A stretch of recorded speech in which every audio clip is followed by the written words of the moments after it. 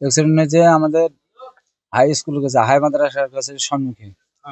তো ছাগল নিয়ে বাড়ি থেকে আসছিল, দিয়ে ওই ড্রামের সঙ্গে ছাগলের যেভাবে হোক টাইনিছে কি যাই হোক যেভাবে হোক অ্যাক্সিডেন্ট হয়েছে। তো মোজাম্মেল। কোথায় হয়েছে এটা? এটা কামড়দিয়ার হাই মাদ্রাসার স্কুলের সম্মুখে।